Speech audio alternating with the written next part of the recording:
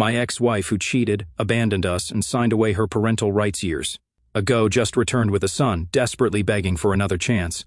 To provide some context, my ex-wife Angela, age 36, and I, a 37-year-old male, met when we were in our mid-20s. I was around 24 when we were working at the same firm, and that's how we met. After being in a relationship for 2 years, we got married, and within 3 years of our marriage, we had 2 daughters, now 9 and 7 years old. The second pregnancy was unexpected, and she wasn't happy about it, but she didn't terminate it, even though I had told her it would be okay with me if she did, as I didn't want to put her through anything she didn't want. After our first daughter was born, things were still great between us, and we were as in love as we could be. However, that changed after the second pregnancy. Angela became really moody and irritable, constantly picking on me or our eldest daughter. I figured this was due to hormonal changes and tried to make peace with this new version of Angela. We thought this would change after a while, but things just got progressively worse. My daughter and I learned to walk on eggshells around her. I was taking care of everything, even though Angela was supposed to be a stay-at-home mom. She had quit her job of her own volition after our first child and did all the work around the house, along with taking care of our eldest while I worked. That changed when she got pregnant for the second time. We had to hire a housekeeper while she was pregnant because she said she was too tired to do the household chores along with looking after our kids. I agreed, even though it was slightly out of our budget since I wasn't earning enough at the time. I agreed to hire a housekeeper because I didn't want to inconvenience Angela, especially while she was pregnant. I assumed she would return to looking after the house and kids during the day after our second daughter was born. Let me make it clear that I wasn't one of those husbands who did nothing around the house. After coming back from work, I did whatever I could to help out, even though I was exhausted from working. After Angela gave birth to our younger daughter, I thought she would take a few months to recover, but then she would bounce back, and we could return to our normal lives. However, several months passed, and she showed no signs of changing. She remained just as cranky and irritable, and refused to do any work around the house. She would sit at home all day and watch television.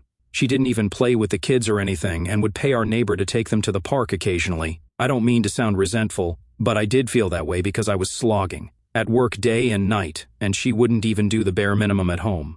It was also proving quite expensive for me to pay for a housekeeper to do all the cooking, cleaning, and other miscellaneous household chores. I had to take care of all the other expenses as well, and I wanted to save money for our daughters' future, which was becoming almost impossible because Angela refused to help in any way. After almost 6 months since our younger daughter's birth, I decided we couldn't go on like this, and I had to talk to Angela. I knew this was going to be a difficult conversation, so I asked my parents to watch our daughters for 1 day, and they agreed. That day I sat Angela down and told her that I knew she was tired after 2 pregnancies, but I needed her to help me out and work with me. I explained that having a housekeeper was becoming too expensive for us, and I needed her to honor her word and go back to doing at least some of the household chores so we could renegotiate and lower the housekeeper's salary to save some money. She was opposed to the idea and said no instantly because she claimed she was too busy watching the kids to do any work around the house. She told me I should start earning more instead of making excuses and blaming her for my financial condition. I tried to tell her that I was doing my best already, but she had to do her best as well if she wanted to make this marriage work. I also brought up how she wasn't really looking after the kids because, as far as I knew, she would just let them watch television with her, and they would sit with her for hours while she watched tacky reality TV. This is what the housekeeper had once mentioned to me conversationally. I soon realized that bringing that up was a huge mistake because Angela flared up and accused me of spying on her through the housekeeper. She went on a tirade against me, saying she was not going to stand this anymore and was done being pushed around by me and forced to do all the work while I did nothing except sit at a desk for a few hours every day. She then told me it was my fault that I couldn't afford to have a housekeeper and that it was a shame I had to beg her to help me out since I was supposed to be the man of the house. It was all really illogical. She was just grasping at straws to make it seem like there was nothing wrong with her, doing nothing all day, while I was the crazy one for expecting her to contribute and pull her weight around the house. We ended up getting into a massive fight, and she called me a loser who couldn't afford to be with a woman like her anyway. I retaliated by calling her a lazy cow who had already failed at being a good mother given how scared our eldest daughter was of her, and now she was failing at being a wife as well. That remark really got to her, and she shoved me really hard. I lost my balance and fell back onto the coffee table, shattering the glass and hurting myself. I had to be rushed to the ER, and she kept apologizing and crying throughout. Luckily, it was just my back that was hurt, and it was all surface-level injuries. But I could have seriously hurt myself, and I didn't trust Angela anymore. I told her she had to move out because I didn't trust her around the kids since there was no telling when she might lose her temper and end up hurting them as well. I told my parents to take care of our daughters until Angela was gone for a week. She kept protesting and said she would never let this happen again, but I just didn't trust her anymore. I almost filed for divorce, but she begged me to give her a chance by the end of the week. We had come to the conclusion that she was going to live with her parents for some time and undergo therapy. Only when she had been given a clean bill of health by a medical professional would I allow her to move back in with us. There was obviously something very wrong with her because happy people don't act that way, but she was willing to work on it and get better. I also didn't want my daughters to grow up without their mother, so I agreed not to get divorced just then and give our marriage a second shot. We were also getting marriage counseling while living separately, but eventually it all turned out to be useless because she ended up cheating on me. My parents had moved in with me to help out with my daughters while Angela was living with her parents. We went to marriage counseling sessions weekly, and things seemed to be getting better for a while. I was also in touch with her therapist, who told me that Angela had been suffering from postpartum depression, but she was getting better. One of her symptoms had been intense anger issues, which she didn't have before, but it got way out of control when she shoved me, and that was a wake-up call for both of us. This went on for almost a year, and around the 6-month mark, I even allowed her to visit our daughters under my supervision. She was slowly becoming her old self again, and I was glad to see that it finally felt like our situation was improving, and we could actually make it work. But then, all of a sudden, she stopped coming to our counseling sessions without any explanation. She also stopped responding to me, but I knew she was making progress since her therapist kept me updated. It didn't make sense to me, and for weeks I kept trying to talk to her, but she would just blow me off and say she wanted some time to herself. Finally, after almost 3 months of her avoiding me, I decided to pay her a visit at her parents' place. I hadn't done that earlier because her parents didn't like me and blamed me, believing I was the one who had driven their daughter crazy and made her act out like that. Angela had told me it would be better if I didn't visit her while she was living with them, since that would just lead to a lot of drama, and that's definitely the last thing we needed. But I broke that rule and visited them anyway, since she had been acting distant and blowing off counseling sessions. Even when she would show up occasionally, she would seem uninterested, and I just couldn't make sense of it. When I tried to talk to her in person, on the phone, or even via text, she would tell me that it was all fine. But I could tell from her behavior that there was certainly something she was hiding from me. The day I showed up at her parents' house, I expected her to be at home, but she wasn't there. When I asked her parents where she was, they told me they weren't allowed to tell me and slammed the door shut in my face. I could tell they were enjoying this and had a bad feeling about it, so I decided to call Angela while standing in front of her parents' house. I tried calling her several times, but she didn't pick up, and I was getting more and more paranoid by the second. So I decided to sneak around the house and somehow get inside by myself. I went around to the backyard because I knew her parents usually kept the kitchen door open, but I didn't. It even need to go that far because I spotted Angela sitting on the swing in her parents' backyard. The bad news was that she was sitting with her back to me because she was making out with a man I didn't recognize. It's been a long time since I saw them, but it's imprinted in my brain because it was the most horrible moment of my life, and I haven't been able to forget it even today. The guy she was making out with drew back as soon as he saw me, and by the time Angela turned around, I had already started walking back to my car. She caught up with me and tried to stop me, but I wasn't hearing anything she was saying because I was in shock. She tried to grab me, but I shook her off and told her not to touch me, so she didn't. I went back to my car and started driving back home. I blocked her everywhere as soon as I got home so she wouldn't have a chance to explain, and told my parents that I wanted them to look for a lawyer for me. I informed them of what I had just witnessed when I visited Angela's parents' house. I didn't see her or hear from her until we had to meet with the court-appointed mediator for our divorce settlement. I had pretty much turned into a robot by that point and was just functioning for the sake of my daughters, but I had completely shut down emotionally. I didn't feel anything, even when I found out that Angela was terminating her parental rights because she had made up her mind that she didn't want to be with us anymore. She wanted to be with the guy, let's call him Shaw, that I saw her with the other day. He was her childhood friend, and while they had grown apart after high school ended, they had reconnected. When she moved back in with her parents, and she had apparently fallen in love with him. Her parents also supported this, which is probably why they had been fine with her making out with him in their backyard despite being a married woman with 2 kids.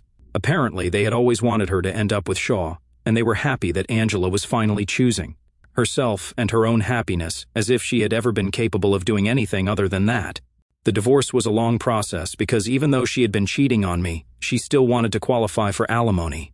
It took us a while, but my lawyer and I fought hard and made sure she didn't get anything in the divorce because it was all rightfully mine, since I had been the one paying for everything for so long while she did nothing but watch television at home.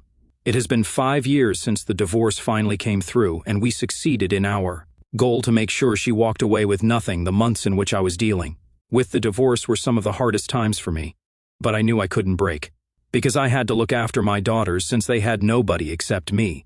My parents were obviously really helpful and supportive, and I can't ever thank them enough for being there for me throughout while I juggled work and taking care of my kids. It has been 5 years since, and even though back then the divorce seemed like the worst thing that could possibly happen to me, I'm thankful for it now, because I don't think I would have been in the place I am today had it not been for my decision to leave Angela.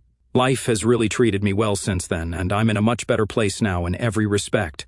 We have since moved into a bigger house because I get paid better now, and I don't have to spend money on anyone apart from myself and my daughters. My parents live close by and drop in from time to time as well. I have friends who love me, and my daughters are as happy as can be.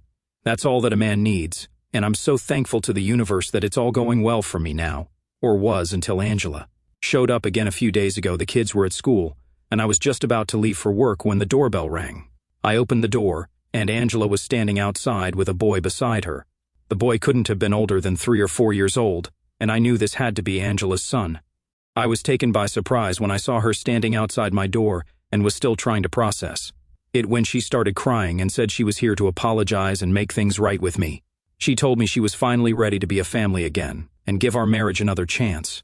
I couldn't believe she was back here after all these years, and that now she wanted to give our marriage another chance, like it was up to her to make that decision. Within a split second, I made up my mind and decided to shut the door and turn her away because I didn't want to get into whatever this was. But before that, I told her this was not her family anymore.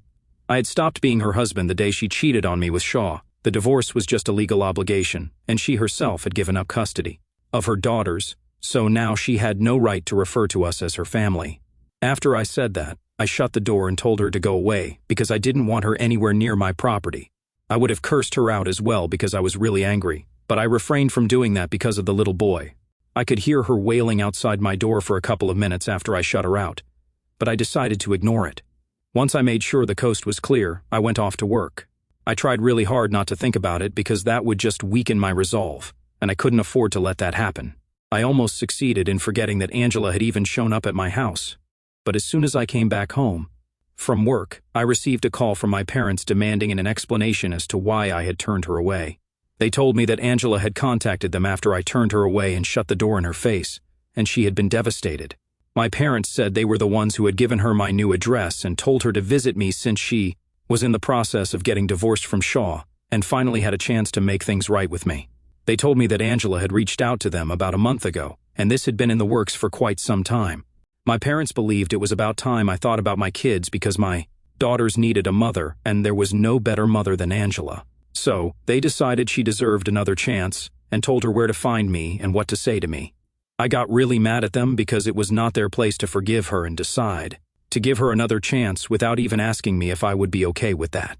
It could have been really bad if the kids had been at home, and it was really reckless of them to pull something like this. So I told them off, but they refused to acknowledge that they had made a mistake because they had helped me during my divorce by taking care of the kids. Even now, occasionally, they do look after the kids, and they believe that whether or not I wanted to patch up with Angela was up to me, but they had an equal right to decide what was best for the kids, and I couldn't take that away from them. I thought it was ridiculous of them to believe that because, at the end of the day, they were my daughters and not theirs. While I respected them and would always be thankful for what they did for me during my divorce, I don't think it was their place to let Angela back into my life again. We got into a bit of a fight, but they told me I was the one who was out of line here and was being selfish by not giving Angela another chance. They told me they had done their due diligence and were sure she was a different woman now and deserved to be a part of my daughters' lives. Even when I reminded them that she had signed her rights away, they said it was insulting that I believed they would put my daughters or me in harm's way, and accused me of ruining their lives by being too arrogant to accept that my daughters needed their mother. It's been a few days now, and I don't think I was out of line or selfish because I've thought about this a lot. Update 1. About a week has passed since Angela showed up at my door with her son, and recently I found out the truth about her relationship with my parents.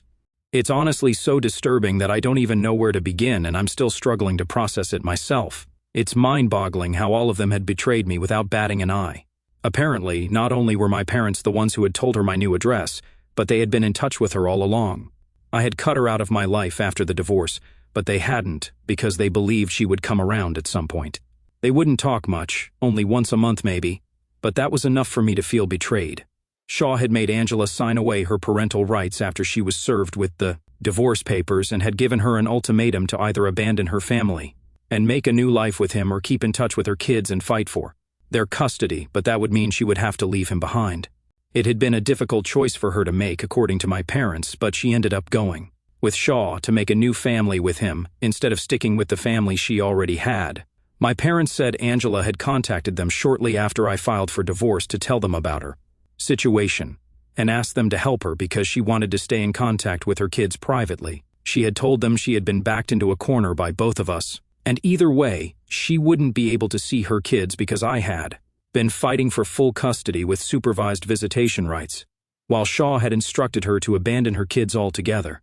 Even if she did fight for custody and went against Shaw, the chances of her getting partial custody were slim, given the circumstances of our divorce and her history of having issues controlling her temper.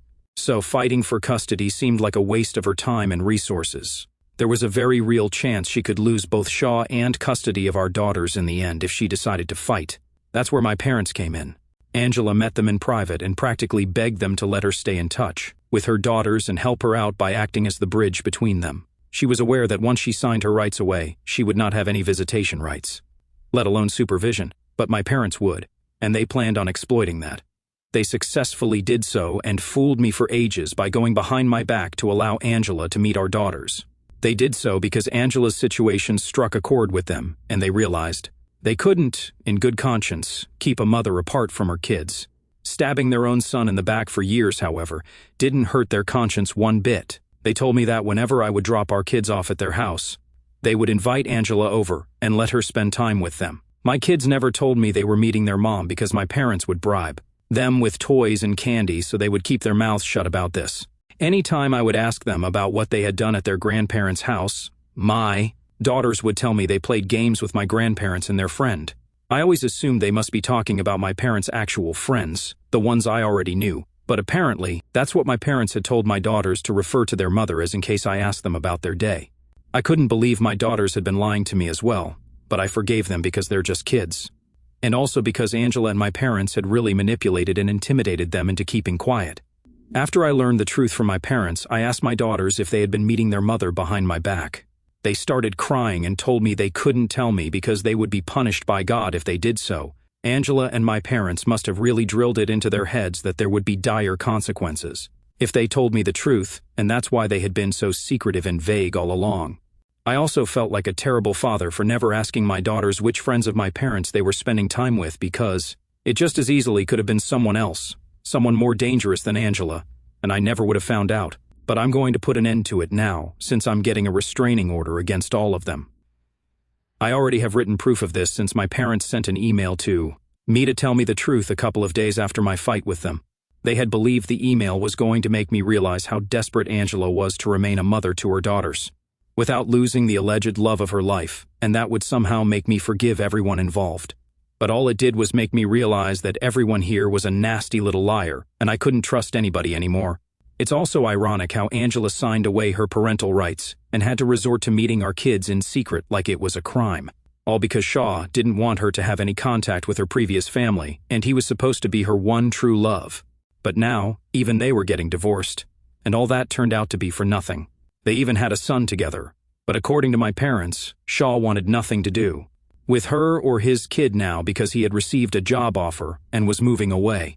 A couple of months ago, Angela had started working again recently, and their son had started kindergarten here, so she didn't want to move with him.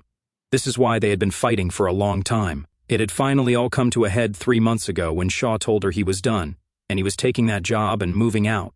He didn't have any interest in being a family man anymore because it clearly meant he would have to sacrifice his own future and happiness just to make her happy, and he wasn't ready to do that.